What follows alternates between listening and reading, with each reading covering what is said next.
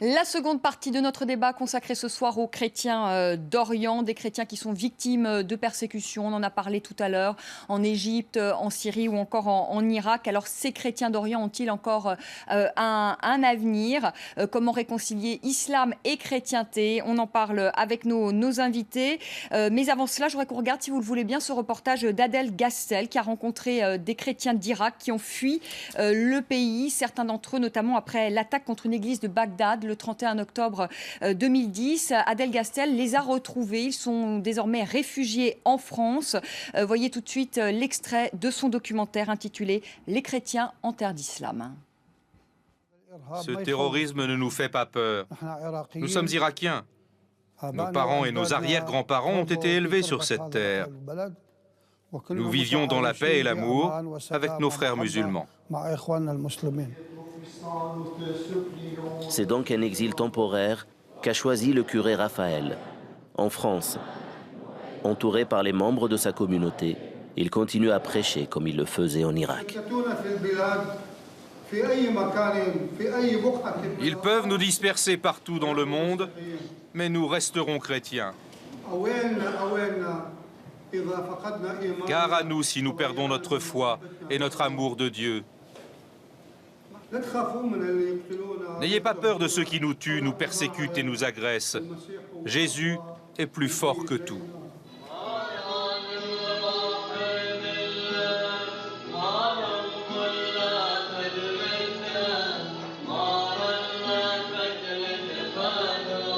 Les survivants du massacre du 31 octobre 2010 à Bagdad laissent derrière eux des souvenirs douloureux, avec l'espoir de retourner un jour dans leur pays, un pays libéré de la haine. En un siècle, le nombre des chrétiens d'Orient a diminué de 90%. Michel Barton, concrètement, quelle aide vous apportez à ces chrétiens d'Orient qui sont persécutés? Voilà, Portes Ouvertes, c'est une ONG qui existe depuis maintenant 61 années. Et notre but, c'est de venir en aide sur place pour soutenir l'Église. Juste un exemple, en Syrie, aujourd'hui, nous avons créé des centres de distribution humanitaire au sein des églises protestantes partout dans le pays, où les gens peuvent venir, à la fois les chrétiens qui sont déplacés, mais aussi des musulmans qui viennent, qui reçoivent de la nourriture, de l'aide. Et c'est une façon d'aider concrètement l'Église qui ne devient pas l'ennemi de tous, mais l'Église qui apporte de l'amour et de l'aide à la population. Donc, il y a une aide humanitaire, une aide pour les églises qui sont affaiblies pendant des siècles, qui manquent de formation, qui manquent de moyens. Vous savez que pendant des années, en Égypte, c'était interdit pour les églises d'être construites, par exemple. Il y avait des lois qui empêchaient que les églises puissent être réparées et construites dans le pays. Je pense qu'il faut faire la différence. C'est vrai que les islamistes, c'est une menace pour les chrétiens, une menace souvent violente, mais quelque part aussi, l'Église a été tolérée sur l'islam, mais c'est une tolérance qui a vraiment restreint l'Église, réduit sa liberté et fait que l'Église est en train de mourir de faim, de soif pendant des siècles. Et cette Église a besoin d'être encouragée, besoin de savoir qu'elle a sa place dans ces pays. Mais c'est intéressant ce que vous dites, Michel Barton, et je voudrais dire que vous réagissiez là-dessus, à Sacha Algoumi. Michel Barton dit, aujourd'hui, en effet, les islamistes sont un problème pour les chrétiens d'Orient, persécutent les chrétiens d'Orient, mais déjà avant déjà l'islam, si je reprends bien vos mots, vous dites l'islam restreignait quand même. Déjà, il y avait une volonté de restreindre cette religion. Hein. Vous partagez l'avis de Michel Barton? Personnellement, non, pas du tout. Peut-être la réaction de certains dirigeants ou certaines personnes, mais ils ne représentent pas l'islam. L'islam en lui-même, le respect de l'autre, normalement. C'est d'avoir la comme dine comme waliya dini. Là, c'est un verset coranique qui prouve que ça. Mais la pratique ou la réaction de certains chers ou dirigeants peut être possible, mais on ne généralise pas. Ce que vous voulez dire, c'est que islam, c'est-à-dire dans l'histoire, islam et chrétienté ont toujours bien cohabité ensemble? Il y a des cas. Non, pas toujours. Il y a des cas. Vous savez, la nature de la personne, on ne peut pas généraliser une religion sur la pratique de certaines personnes. Et on ne va pas aussi par rapport au chrétianisme, au judaïsme, pareil. toujours la réaction de tel ou son discours, ça retourne à lui, mais pas au nom de la religion. Là, on peut voir la majorité des citoyens égyptiens que eux qui défendent les chrétiens d'Orient. La majorité. Au Bahreïn, l'exemple. En Jordanie, pareil.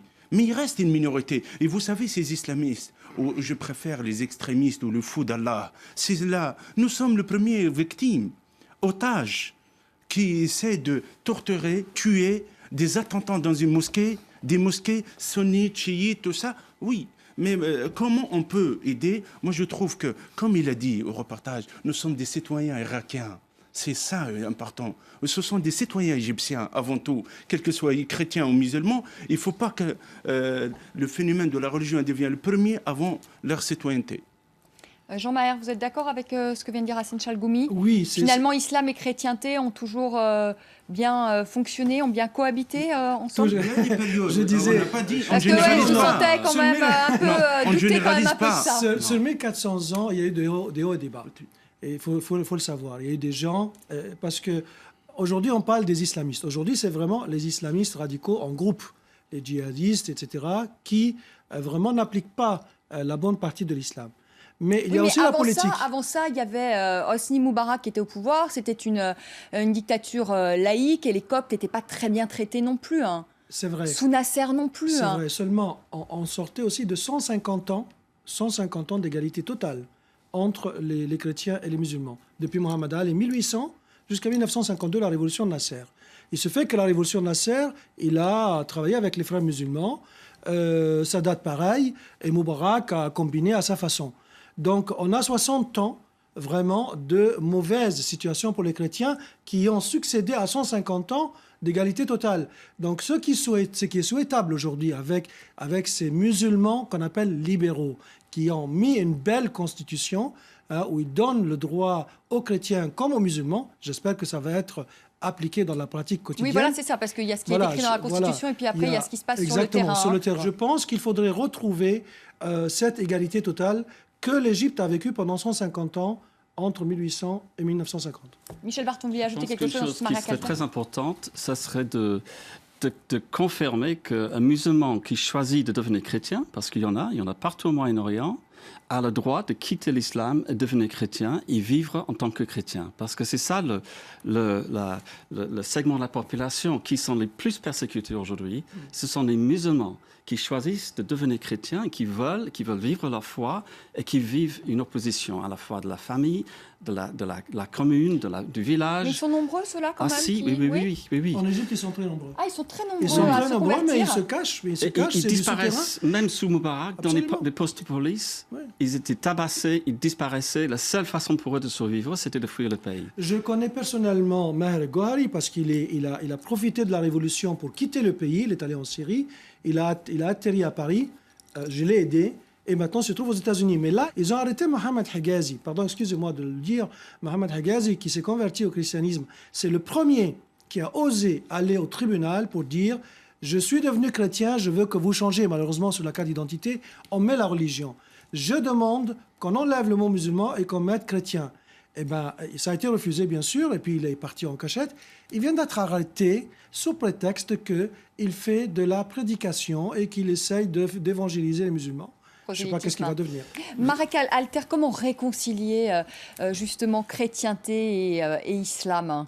Parce que quand même les relations étaient quand même tumultueuses, elles n'ont pas été quand même linéaires, dans une entente cordiale. Entre toutes les religions, c'est comme ça. Toujours, ouais. Écoutez, vous croyez un Dieu, si on croyait exactement au même Dieu, on le concevant de la même manière, il n'y aurait ni chrétiens, ni juifs, ni musulmans. On serait tous X.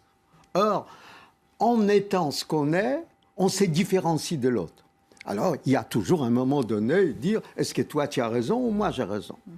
Alors, dans chacune des religions, il y a quelques mots qui disent, même dans les Talmuds, on dit, tu marches sur une route, tu vois quelqu'un prier son Dieu, qui n'est pas tout à fait le tien, laisse-les prier, continue ton chemin. Mais ça, c'est déjà une compréhension beaucoup plus large et beaucoup plus humanitaire, beaucoup plus fraternelle d'une certaine manière. Ce que Hassan Chalgoumi m'a dit un jour, et je trouve que c'est important, hein, c'est que ces deux communautés, chrétiennes et musulmanes, même s'ils vivaient mal côte à côte, ils montraient que c'était possible. Hein. C'était l'exemple possible d'une cohabitation entre les religions. Nous vivons, si vous permettez une seconde, parce que pourquoi aujourd'hui c'est plus grave que jamais? Plus grave. Pourquoi? Parce que nos pères avaient d'autres ressources que la religion. Ils croyaient, étaient communistes, socialistes, fascistes, libéraux, conservateurs, etc. Bon, j'ai raconté tout à l'heure, mon grand-oncle est allé mourir en Espagne, de Pologne, le petit juif polonais, avec une idée, un idéal, lutter contre le fascisme. Aujourd'hui, c'est fini. Aucun parti politique n'est capable de mobiliser les gens dans la rue. Ce que vous dites, c'est qu'il ne reste plus que la religion, voilà. Et qu'il y a une polarisation sur ce sujet-là. Exactement, vous avez raison. C'est mon sentiment. C'est pour ça, d'ailleurs, c'est ce que nous avons dit au pape. C'est-à-dire que la situation des papes a changé. Avant, Staline pouvait dire, le pape, combien de divisions? Personne n'oserait le dire. Il n'y a plus un chef laïque pour dire, vous représentez quoi? C'est la seule chose, le seul recours pour un homme angoissé, c'est quoi aujourd'hui? C'est l'église, c'est la synagogue, c'est la mosquée, c'est les temples, et ainsi de suite. Sauf qu'il y a des gens qui choisissent de devenir chrétiens, et ça peut leur coûter la vie de faire ce choix. Et ils font ce choix. Donc, ce n'est pas un béquille, ce n'est pas un choix de facilité. Mais dans beaucoup de pays, les gens choisissent, ils deviennent chrétiens aujourd'hui. En Afghanistan, oui, en Corée du Nord. Des gens qui et ils savent que il y a aussi des ils chrétiens signent leur qui peine de deviennent mort musulmans. pratiquement, mais ils font ce choix. D'accord, mais on ne parle plus des idéologies laïques. Il y a des Allemands qui sont devenus musulmans, ils sont allés mourir en Syrie. Ça veut dire, les choix se limitent aujourd'hui aux religions. C'est ça la grande nouveauté, la grande révolution. Et dans ces cas, ce dont nous parlons devient 1000 fois plus important qu'hier. Parce qu'il n'y a pas autre chose. Si nous n'arrivons pas à trouver les moyens de concilier ces religions, ça sera la guerre des religions. L'Égypte fait le sens inverse aujourd'hui. Ils sont en train de s'éloigner de la religion. Ils disent on en a marre, arrêtez le discours religieux. Ils sont en train d'aller vers le sens de la laïcité. Et c'est l'espoir. C'est l'espoir de... Mais est-ce que c'est vraiment très représentatif, ça, de la majorité quand même, des 85 millions d'Égyptiens? C'est la majorité égyptienne. C'est la majorité égyptienne. C'est pour se détacher des frères musulmans. Non, oui. Enfin, mais ils ne s'éloignent pas de leur religion. Ils s'éloignent de leur religion. La révolution... Parce que là, vous allez loin quand même, Jean Maher. Bien sûr. La révolution du 25 janvier, c'était des jeunes chrétiens et musulmans qui ont dit halte au discours religieux et nous sommes tous égaux en prenant Coran et Évangile et la croix et le croissant dans les mains. C'était un message qui était clair le 25 janvier. Le 30 juin, avec les 30 millions, où on dit ici peut-être 20 ou qu'importe, c'est le même discours. Ce sont la population égyptienne dans sa majorité qui dit « nous ne voulons plus de religion, nous voulons la séparation entre religion et politique. » Et c'est la solution, et c'est l'espoir pour le Moyen-Orient et du monde arabe. Hassan Chalgoumi, moi ce que j'aurais savoir, c'est que dit le Coran sur la chrétienté?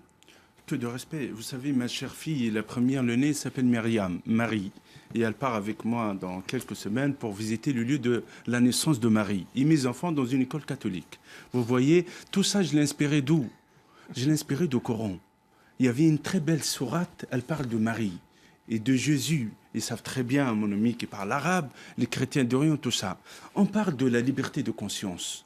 Vous savez, la liberté de conscience, là, c'est un travail à faire dans le monde arabe.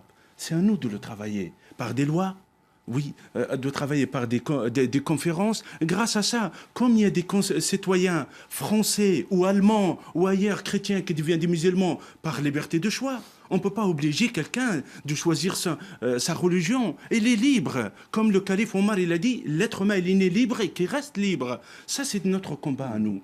Ça, c'est contre une minorité, ça reste. Toujours, moi je le dis, minorité. Malheureusement. Et les chrétiens d'Orient, surtout les chrétiens, les coptes, c'est l'espoir pour nous. C'est mosaïque de notre peuple, elle restera toujours. Il restera toujours. Et là, pour moi, l'islam, il m'inspire la lumière de voir le chrétien comme un frère.